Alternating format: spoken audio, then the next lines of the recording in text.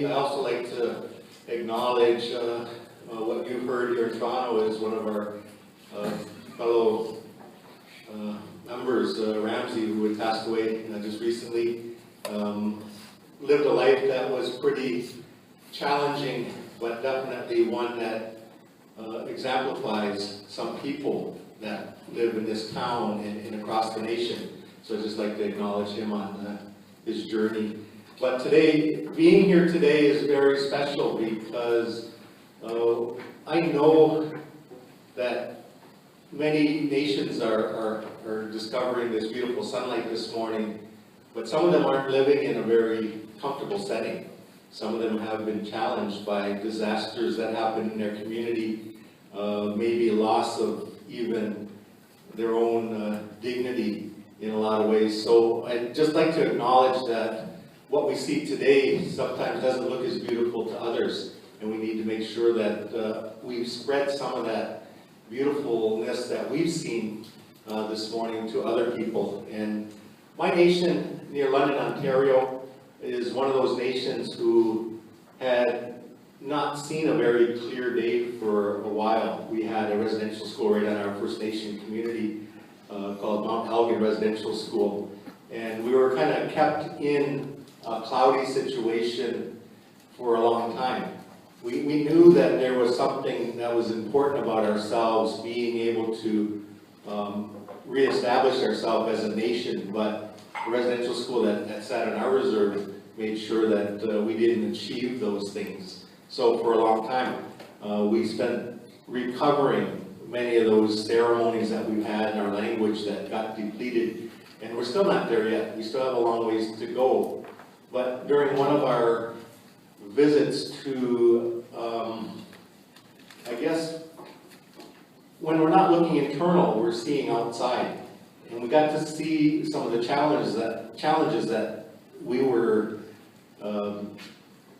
experiencing in our First Nation. We understood that there has been a pipeline that traveled through our traditional territory for about 40 years.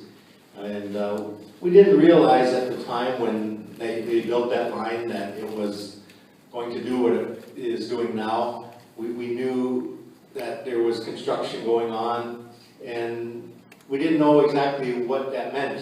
And there was no consultation with our First Nation to put a pipeline into our traditional territory. We were just coming out of residential school, so we really weren't even looking at that. We were just trying to build our own internal strengths. And over the course of that time, oil flew in this pipeline. We didn't really do much about it. And it wasn't until a few years later, and it was just a few years back from now, we learned about our own opportunities to participate in activities happening within our territory. We had a student that went out to school and learned how to be an intervener in some of the hearings that was taking place. We probably were maybe invited into some hearings before, but we didn't we didn't follow them until we finally got that education level where we knew what the process was. So we did follow through on intervener status at the National Energy Board a few years ago and found out what they were planning to do with that old pipeline. And that was to bring in oil that wasn't very healthy for any community or any environment. They were talking about bringing tar sands oil through our traditional territory. We had a conversation with one of our past chiefs from our nation. His name was Del Riley, who was the Assembly of First Nations chief back in the 80s. He was the actual chief that got us invested into the Canadian Constitution, Section 35, during his reign. And he talked about what was inside that Constitution. There was one component called duty to consult, which means that if there's any decisions made affecting our traditional territory where we traditionally hunt and fish, that there would have to be an acknowledgement from our community. And we looked back at this process and we found out that there was never a phone call from the federal government. There was never an email. There was never any type of attempt to talk about, transporting transporting tar sands oil through our territory. And we actually opened the door for the federal government to give us a call and let us know, about what their plans were. And it never happened.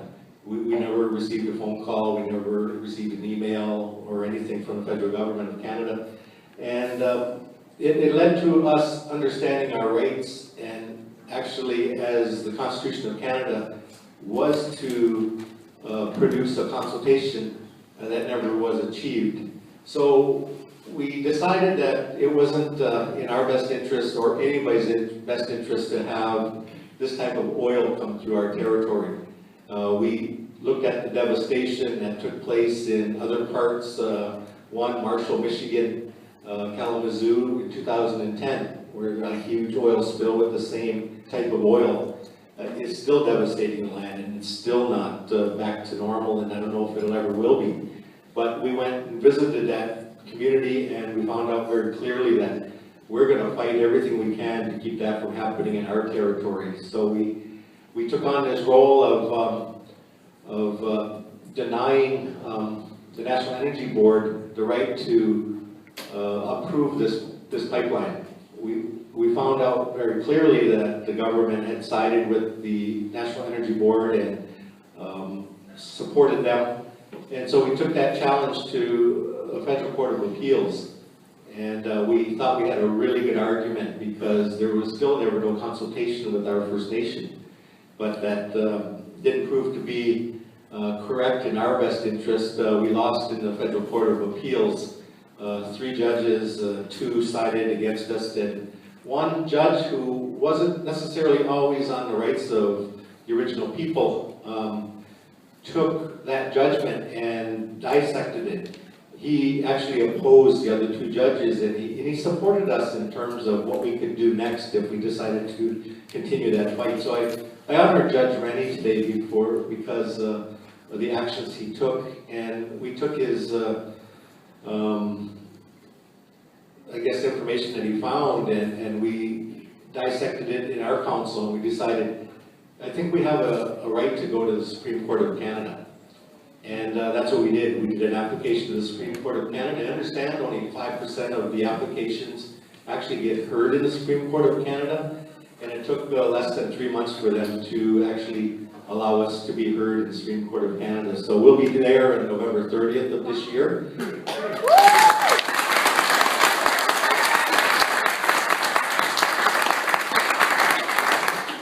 And I think more things are coming out of this in terms of allyships and friendships that we're building.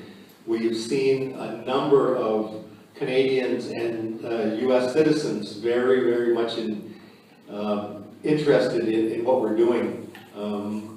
Allyship is growing, and the pipeline itself has started conversations that should have been done a long time ago. This type of oil that's running through our territory should not be running there. And I just got back from New Orleans, where we got a chance to meet the first victims of climate change. They're the Choctaw Nation from New Orleans, down in the islands, where 98% of their land has already gone underwater because of oil extraction in that region in the Gulf of Mexico. And they're living with the oil within their water. So they've actually been, well, out of 300 families living on the island, there's only 20 now that can live there. And they're losing all their traditional territory. So we met up with the chief of that nation, and he's going to come up here in August. So we're going to put a panel together at Chippewas of the Thames around August 30th with members of that nation. We teamed up with a community in Nunavut called Clyde River, who's going through seismic testing, and they weren't consulted either. So they're going to come and join us. We know the nation that are fighting the Kinder Morgan pipeline right now. Reuben George will probably be joining us in August. And we're looking for probably a nation from the East Coast who might be coming to join us all together. So we'll have the whole of Turtle Island covered, coming to this region to talk about these issues that we have and building this solidarity amongst all of us in order to provide a very stern message to the government of Canada that there will be no tar sands running through our traditional territory.